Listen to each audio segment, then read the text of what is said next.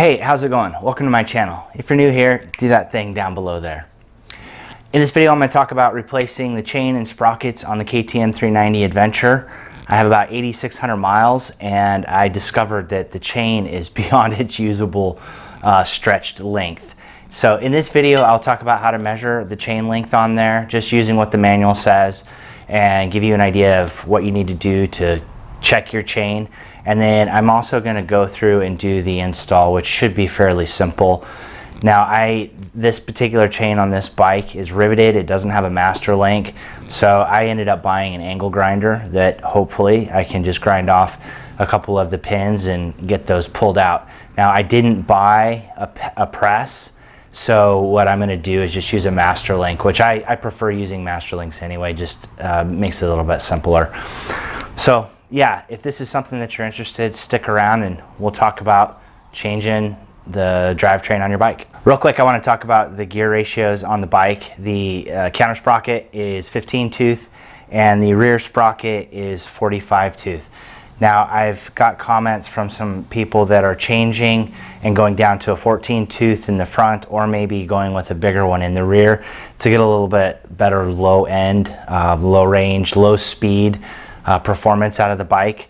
Just real quick, if you didn't know this, changing one tooth in the front is equivalent to changing 3 in the back. So if I drop this by one tooth from a 15 to a 14, it's equivalent to going from a 45 to a 48. So that is a huge jump. Now I do know that you can pick up some 46 and I think also a 47 tooth rear sprocket, which is probably a little bit more of a happy medium than going all the way down to a 14.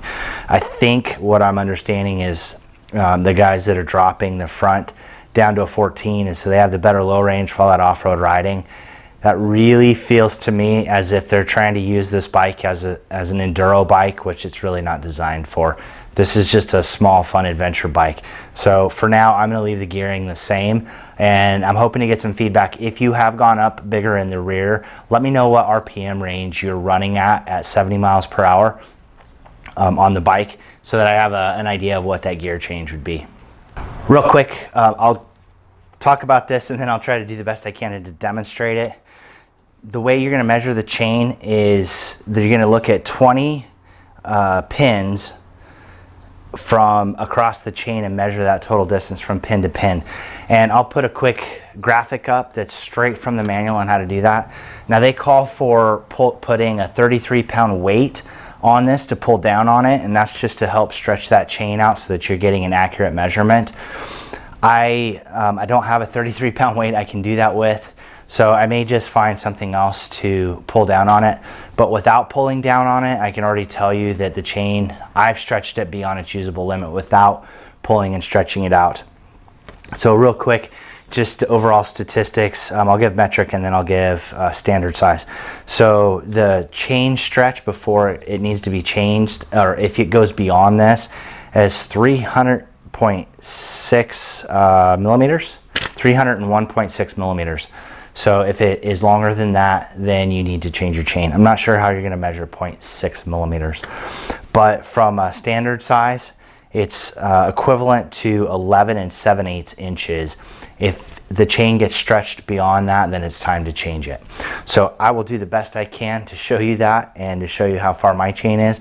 I think my chain has gone past the 12-inch mark, so I should have changed this a while ago. And I noticed when I was riding in Baja that I was having to tighten the chain up nearly daily. So I don't know if it's just because it got rusted out and just put extra wear on it, if I wasn't lubing it enough, or if it's just not that high quality a chain, which is probably more like that because we're trying to keep the cost of this bike down. So let's do that chain measurement. So we're looking at the chain here. What I'm going to do is just kind of mark it in the grime and then count off 20 of the roller pins. Now it wants it to start at the end of a roller pin, not at the beginning or the end of a link. So we've got, here's where I'm going to start and I go 1, 2, 3, 4, 5, 6, 7, 8, 9, 10, 11, 12, 13, 14, 15, 16, 17, 18, 19, and this is the 20th, so I've got another mark here. Now I just remeasured this and it's just under 12 inches, it's still probably, I mean, it's right at that hairy edge. So I will try to get a better view of that. So I'll show two measurements. So I'm going from the 1 inch mark, and we'll go from here, and that's like right at 13. Alright, so I've got that lined up, and that pin is right at the 13 mark, and I started at the 1 inch. So you're looking at right around 12 inches, so it's beyond its usable length. Next thing I'm going to do is I'm going to take the cover off of the counter shaft sprocket just to get this off and take a look at it. And then I almost didn't get out my toolkit to do this, but I thought if there is something in here that I don't have in my toolkit, I need to know that. I'll take the tools out and use that to get this off, and that way if I don't have something in here, I know what to add.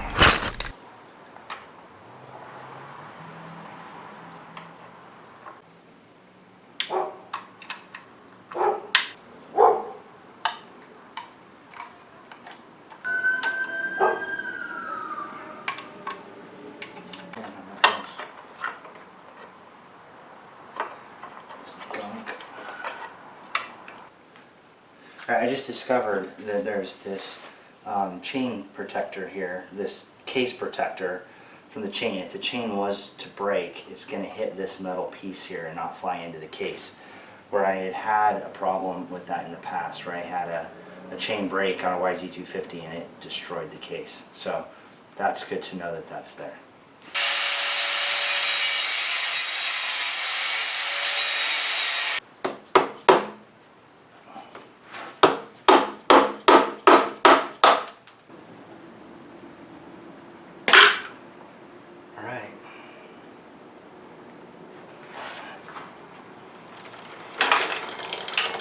Yeah, chain's off. I think I found the actual link that had been riveted together. I was just going to look at the O-rings to see if I could see that they were damaged at all. They look okay without going through all of them, but the chain just stretched, and that's what happens. And so time to put a new one on. So the next step is to take the counter shaft off.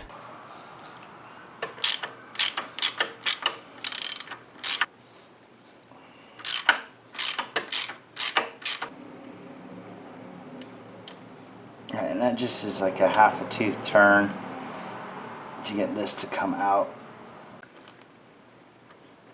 Ah, there we go. That came off. Counter shaft has a little bit of rust on it, so I'm gonna take a toothbrush with some WD-40 and try to clean. There's the old counter shaft sitting next to the new one. It really wasn't all that worn. But new chain means new sprockets.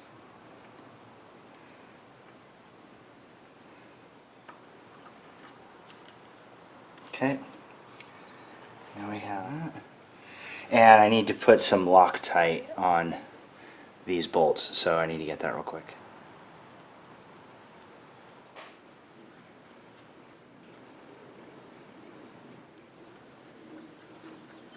I should have looked at the torque specs for this. I'm more concerned about breaking the bolt off than I am about stripping the threads on this. So it can handle quite a bit. Okay, with the Loctite, that'll keep it in place. Front counter sprocket is changed. It was pretty straightforward, not a big deal. Now it's time to do the rear sprocket. I've got to pull the wheel off. Let's get started on getting this rear sprocket changed. The birds outside the garage are really loud, so hopefully the camera doesn't pick them up. I don't feel like putting the microphone on because I'm going to be doing a lot of work here. All right, so we're going to take this off. It is number 14. So I'm going to leave it in the wheel just so it has a solid place to be held in, and then I'll compare the old to the new. So let's get that taken off.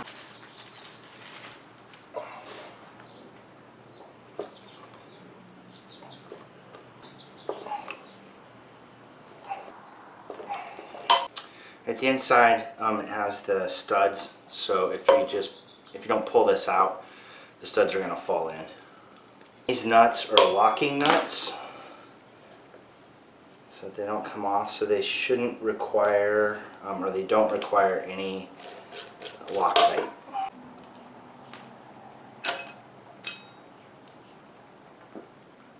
Okay, that's off. Alright, there's what it looks like. It's not that worn.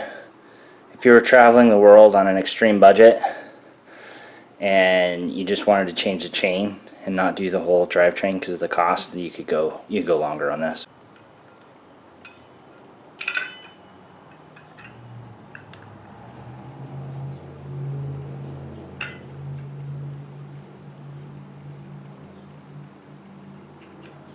Alright, tighten this up.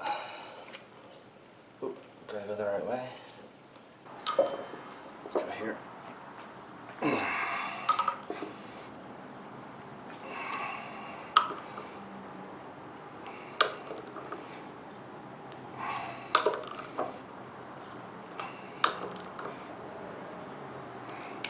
Alright, that's all done. The only thing that's left to do is put the chain on. Alright, it's been a couple days. It's been over 100 degrees in the garage, so I did not want to work in here. But now it's time to get the chain put on and get the master link installed. Important thing to know, and I'll go over this, is the master link has grease in it, the kit, so that you get enough grease in with the master link so that it continues to work properly, and it has the O-rings that you need to get installed as well. So we'll go through that.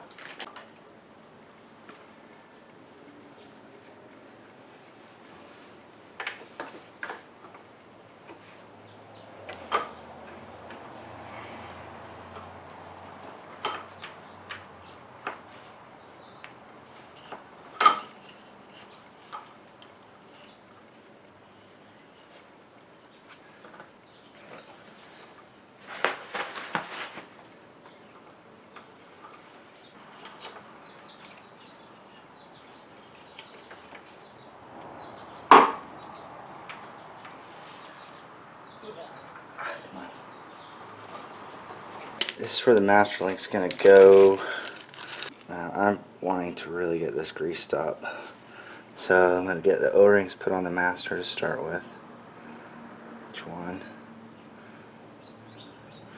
Set that down for a second. I've got my other grease gun here.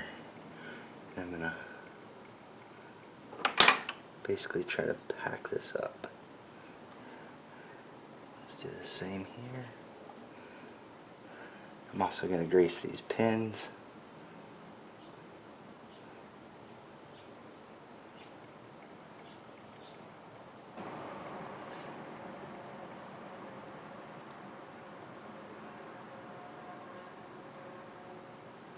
O-ring on. Other O-ring on.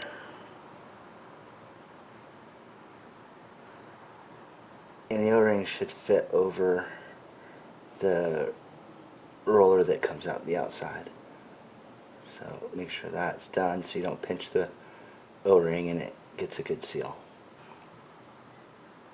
The other link on. Okay, that's in. Now I'm going to clean the grease off my fingers before I try to put the snap clip on, just because it's going to slide around. Important note is the clip needs to be smashed on in this direction so that as everything turns, this gets nicked, it's going to push it in the locked on position, so that way if it's going the other way and something hit it, it could potentially knock it off. So we want to get it and put it in that way. Up so that I can get my pliers on it.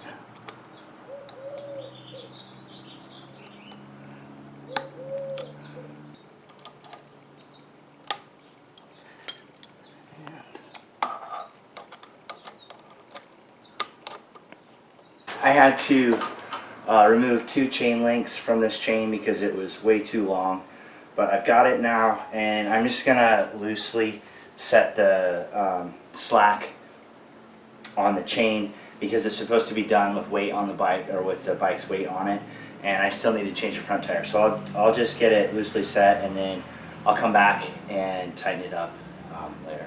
Okay, got the chain on. I had a couple issues. The chain that I got was 2 links too long. That's what was called for. on the site that I was on. I don't know if that's just the shortest chain that they had, so I had to chop 2 links off. I didn't show everything that I did because it's 95 degrees in the garage. I'm trying to get stuff wrapped up and just be done because I had to change the front tire, and I've got to get this to the shop on Tuesday to get the valve clearance done. I'm not going to do the first one myself. I'm just going to take it in. So you can see I'm pretty sweaty. Anyway, if your chain is getting sloppy and it's stretched out, check the measurement on it, get it changed, whether you take it in and have somebody do it or do it yourself.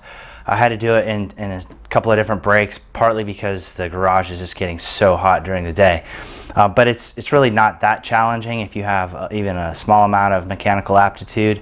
I had to buy the angle grinder, but I thought that $25 for an angle grinder is a lot less expensive than paying labor at a shop to have them do it.